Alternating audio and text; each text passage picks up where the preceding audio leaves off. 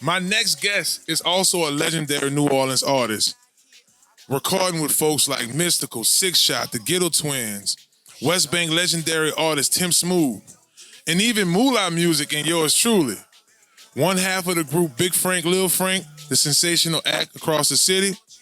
We want to give a big inside the trenches welcome to my homie, my main man, Insane, also known as Lil Frank. What's down, baby? What's up with it, man? Glad to You're be right, here. brother. Welcome on the show. I'm not just saying this just because he's next to me. Probably one of the more talented guys I've ever been around. My brother could perform, sing. He's a comedian on a slick. I ain't gonna start no ribbon sessions or none of that. But I want to talk about the music, Insane. You've been doing this for a very long time, since you was a kid. Yep. When did you know that, man, this is my God-given talent? Man, I'm gonna be honest with you. I was about 5 years old. Man, my grandmother and them used to put me on the kitchen table. And I used to sing Michael Jackson and stuff like that for my grandparents. So That's tight. I knew then when they would come get me and have me singing in front of everybody. And like, yeah, that boy gonna be something. That boy So gonna I be knew that. somebody. Boy, good. Yeah. That boy good. And then the opportunity presented itself, and you shared this story with me. You're related to J-Dog, not a legendary rapper. He's the father of Jay Jones of Young Money Entertainment. Growing up in Holly Grove, you work with legendary producer and label mate Precise. Talk to us about that big-time opportunity when you had a chance to go into the studio, and before you know it, you were working on your own album. Yep.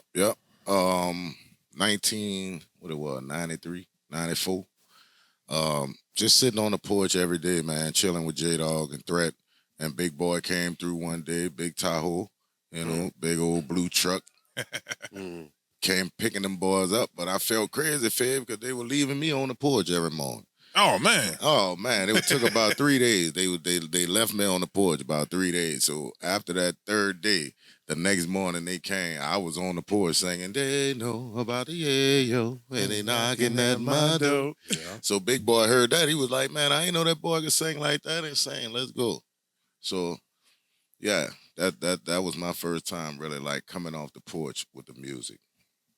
Yeah, you're right. Well, brother, obviously I'm a New Orleans historian, so I'm very familiar with you. Big Boy Records, your album covers. Even every time I see you, I think of the album cover. Right. You understand what I'm saying?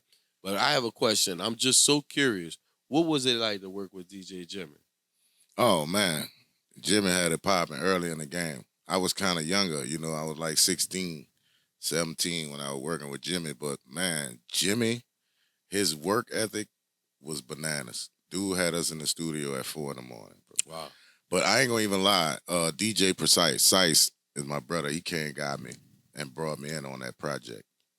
He was like, man, if we gonna do something, we gotta definitely do something with Insane. And Insane could sing. So I wound up doing a hook called Something's Missing. It was a song, an older song. And I just re-sung the hook. Something's Missing, and it made the record, man. I was happy. And that's the way I hooked up with DJ Jimmy, and we did a lot of shows after that together. If you're just tuning in to Inside the Trenches podcast, you're joined by my man Insane. Make sure y'all follow him on Twitter or on Instagram at 17Insane. Legendary Big Boy Records. So I know a lot of our listening audience is young, so let me put this in the perspective for y'all. Big Boy Records started artists like Fiend, Mystical. Ghetto Twins have legendary records like Responsibility.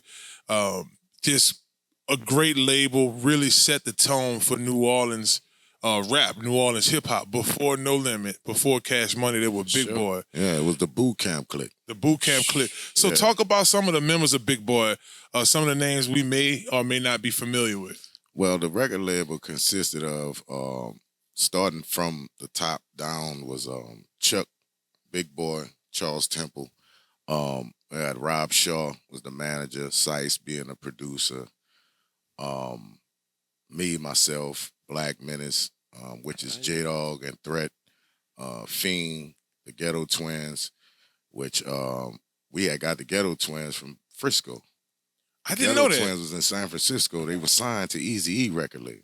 Wow, I didn't know that. Yeah, the Ghetto Twins were signed to Eazy-E. And I don't really remember exactly how we got them down here, but once they came down here and they rapped for Big Boy, it was a perfect fit because we didn't have no female rappers on the label at that time. So yeah, man, the Ghetto Twins. We had a guy named Rated X, man, G Slim, Lil Lip, G Quick.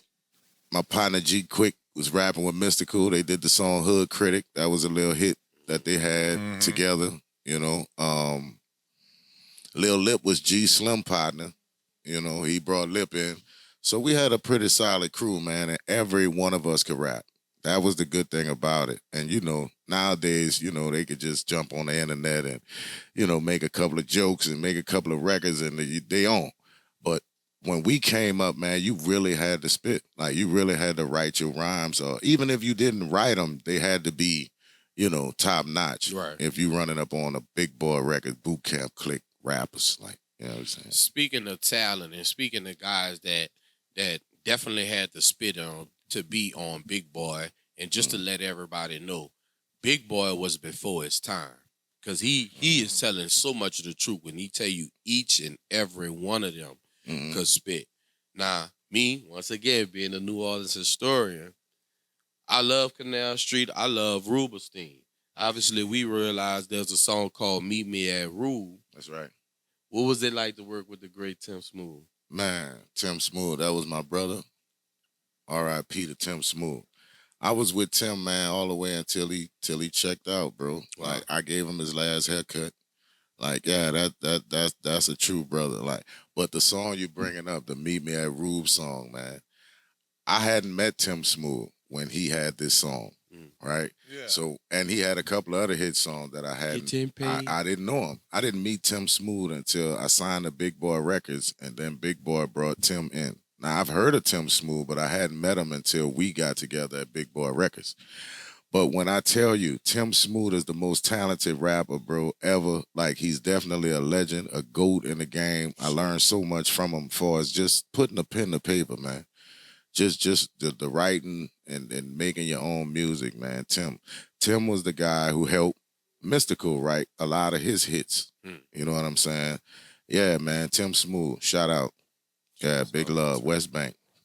Man, that's huge. And you think of songs like Meet Me at Rubenstein, I Gots to Have It. Ooh. I mean, just coming up as a youngster on the West Bank. I don't give a bunch of girlfriend, all that. Yeah, that boy had classics. And then brought like a whole nother type flow to y'all's label. Yep. And you talk about him working with Mystical. Mr. Cow! Yes. From the swamp to Canal Street. I'm loving it. You know what I'm talking about? And here's another thing, too, Insane. I want you to let our listeners know the beginning for these guys, like Fiend, Mystical, the vivid memories working with these guys in the studio and then watching their careers continue to climb up. I mean, how did that make you feel? Well, me and Fiend was really kids, to be honest with you. Me and Fiend was running around clowning, man. We made music together, did shows together, everything. Mystical kind of took in like to me and Fiend. By us being the younger cats on the label, we had a lot of energy. You know, we was always doing a lot of different things. So, yeah, we wound up doing a lot of stuff with Mystical and the Ghetto Twins. Just everybody just always was together around the studio. If somebody had a session, you always had somebody there to help you write your rap, or even if you didn't need no help, they'll be there to make a hook for you or something. You know, we always together in the studio at all times. And that's kind of what I miss about it the most, you know, the brotherhood of it all, you know. That's big time. I want to fast forward a little bit. You dropped your album. You guys are going on tours, really building a buzz. And I'm going to just kind of put a time table on this thing for folks. I'm talking 1995, 96. Oh, yeah, 97. Hold on. All right. Great time that's far enough back. That's far enough back. But I want to fast forward a bit to 2006, 2007, around the time, right around post-Katrina time. I can remember being at LSU, going down to the venue, performed at the venue a couple times in high school, went to tons of parties there. I know at that point you got with ADP record label. I guess take us through that process, working with, being around for Juveniles, Cocky and Confident album, working with PNC, all of that work that you guys did. What was that like on ADP? Man, it was love. The correct record label was AQP. AQP, sorry about that. Another quick production, man. It was owned by Tyson and Dr. Joe. It was two guys that did a lot of business venues together. They owned the venue nightclub. And Tyson, one of the owners, he took a liking to us, you know, with the rap. And he kind of was a fan of Big Boy before he met us.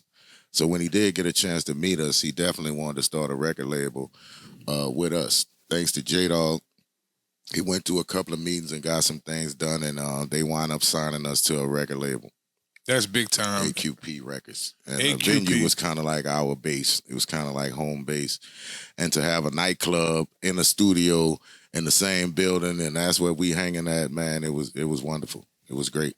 Man, we had Mac on a few weeks ago. He spoke highly about when That's you my guys brother. grew up. Yep. Yeah, I went to middle school together. To see his career take off with No Limit, and for you guys to still doing music, how's it feel for your homeboy to be back home Man, doing I'm so great? proud, man. I'm glad to see Mac home. I'm glad to see everybody embracing him like they should. You know, he getting love everywhere he go. I just heard a song that he sent to BG. Man, Mac. Hey, brother, you still got it, boy. You know how them old people tell you, boy, you still got it. Still got it. Yeah, Mac, I love it, bro. It's nice, man. And hopefully we going to get together and do something real soon, too. That's big time. Yeah. All right, man. Big Frank, Lil Frank, y'all are touring. You can catch them at Fort Collins. Y'all are doing the festivals around the city. Having an opportunity years later to work with your pops. This usually happens different. You usually start off with your dad and then get picked up by labels, or start off in a group, should I say, and pick up with, man, but you and your dad have really good, great chemistry when y'all perform. How's it working with pops? Man, it's a beautiful thing. It's a blessing, you know, to be able to work with my dad and sing with him, even though I am not near as good a singer as my dad. Let's not get that confused at all. Like, he taught me everything I know about singing. And, man, Big Frank, Lil Frank, we started about 15 years ago. I seen my dad singing with a band. I wasn't up on the band singing in front of a live band at the time. But I seen him singing in front of a band, man, and I joined in on him one song, and we was on St. Charles. If you know, on St. Charles, Wright, in Louisiana, they had this little club with the little balcony on the top. Oh, is that Cricket? Avenue Pub? At the Avenue Bar, Pub. Something like that. Like that. Yeah. New Orleans. That's where Big Frank, Lil Frank first performed their first gig together. Wow. Was right on that rooftop right there. That's tight. And that was about 15 years ago. And, man, when I tell you, we done been everywhere. We done the Carnival cruise ship. We're going again this year. We won the Boomtown band competition. And this was in the beginning. So once we start winning competitions and all this together, my dad was like, man, that's it. I ain't singing with nobody else. So Big Frank, Lil Frank was born, and we here to stay. Yeah. I can't never be mad at that, brother. I'm just happy that a lot of people don't know that this great guy is always around and always bigging up us. I'm so glad that we're able to give you your flowers now in the spotlight now. As far as music today, who do you think who you feeling today? Who you playing? I mean, I know you're on that new Jizzle. We had that conversation already. I know you're on that new Jizzle. But who you listening to right now in the truck right now? To be honest with you, I listen to Juvenile, bro. Okay. Like I listen to Juvenile. That dude kind of like a blueprint for all of us. Like, I ain't gonna even lie. Like, a lot of people might not feel like that, but I've been around Juve long enough to know, you know, how his work ethic is and the way he make music, and ain't too many whack records that he make. So I listen to Juvenile, man, the Cocky and Confident record that he made in the venue when we was at the spot. Mm-hmm. He made that whole album right there, man. When I tell you, dude had people in and out. I'm talking about Mr. Magic coming in there, jumping on a record with Juve and exiting out. Like, just in and out, man. He was doing it. So I look up to Juve. I listen to Juve. I still think Juve got skills. Okay. Yeah. Hey, shouts out to Juve. Because a lot of people be saying, like, yeah, he kind of, you know, Juvenile is a great rapper, bro. Well, in real life, hits. you don't stay relevant if you not relevant. Exactly. You know? Exactly. So definitely shouts out to Drew. Definitely shouts out to Mr. Magic, Nightwall, R.I.P. Yep. Who have you not worked with that you would like to work with, brother? Man, it's a couple of them. Come on. It's a few of them. Mac for one. That's one guy. Right, I gotta put some on wax, for real. Because I feel like this, brother. If I already know you and we have a kind of solid relationship, we already calling each other brothers, and we both do music. Like, why haven't we hooked up and did nothing yet? Like, so to me, it'll be like people that I'm really like tight with that I ain't never did music with, because I don't really know a lot of people, man, like weirdos out there, you know. Right. Like you be done linked up with somebody, it's something totally different in the studio. Like, hey, I ain't used to that. It's definitely different. So, man, let me see. I'm trying to come up with some names of some people that I can might see want you to jump on. Your little cousin, you and Jay Jones hopping on Jonesy, something. man. Yep, me and Jonesy definitely could jump on something, and that'll be nice. Who else, man? Well, speaking of your homeboys, I mean, you and Moolah got 717 out. Man, see how I'm blessed and fortunate to be on about 4 of those tracks. That's my little brother, Young Moolah. Shout out to Moolah, man. I ain't gonna lie, he was the guy that really got me off the couch again with the rap music. Because keep in mind, y'all, I'm 47 years old. You hear me? I ain't ashamed. Look about 27, you know bro. what I'm saying? I'm 47 years old. So when my brother came, was like, man, you ain't gonna rap no more. I was like, no. So he was like, yeah, come on, man, we could do it. Let's just try one. If you like it, we keep it. If not, it is what it is. Come to find out, the album was nice, man. I liked it. I'm glad I did it.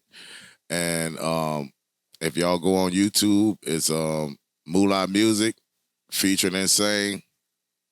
We got like 17. What do they got? 17. It's like 7. It's like 20 album, tracks. 20 tracks, full album of music, whole songs, man. Y'all go check it out. It's on all Apple Music too. All platforms, Apple Music, YouTube, everywhere. That's big time. That is big time. Well, I've asked you who you would like to work with, and now I guess the next question would be, when we going? What would it take for us to get that Big Boy compilation one more again? Reunion. That's a good. Come on, baby, like talk to me. Big Boy Records reunion. Yeah. The Twins, Fiend. Well, we know Mystical Man ain't gonna be there, but now, I know y'all had a reunion a few years back, but I mean, I know like with everybody coming back to the fold. Yeah, just about everybody. I mean, I would love it. I mean, it'll be straight, but I could tell you a couple of people who will have to put it together for it to happen, and Slice is definitely one of them. Precise, Rob Shaw. It's basically the people that put it on the first time. We would just have to do it again. We did it at the Howlin' Wolf. Yeah, we had the Big Boy reunion at the Howlin' Wolf. And I ain't gonna lie, bro. I ain't patting myself on the back or nothing, but I really did a good damn show over there. That show was off the chain, man. So, yeah, man. Y'all here, man. Let's do it. Big Boy Records reunion. Boot Camp Click reunion. Let's do it again, man. And before we let you go, you and your pops have a couple of dates coming up. I think it's April 22nd. We're doing French Quarter Festival. April 14th.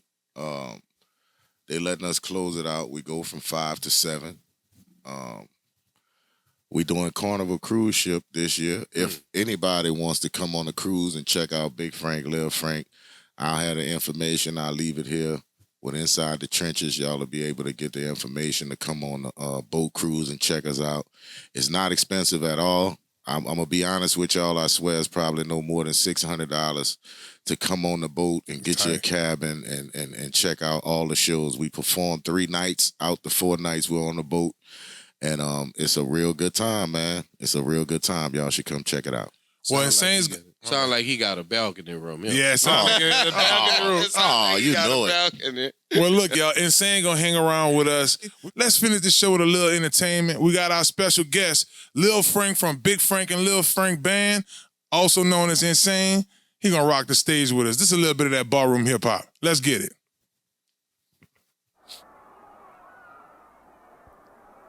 Yeah. insane.